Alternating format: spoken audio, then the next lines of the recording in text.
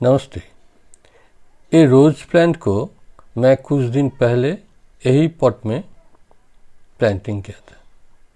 अभी मैं दिखा रहा हूँ ये प्लांट को फंगस इन्फेक्शन के लिए क्या करना होगा और कैसे करेंगे। यह आप लोग देख सकते हैं क्या गुलाब की कुछ पत्ते पीले रंग का हो गया है।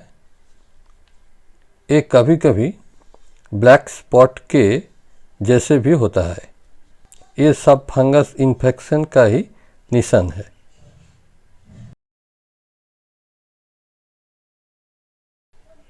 अभी आप देखिए मैं इसके प्रोटेक्शन के लिए क्या करता हूँ।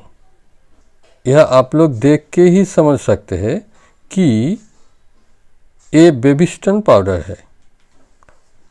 ये फंगिसाइड के हिसाब से बहुत अच्छा काम करता है।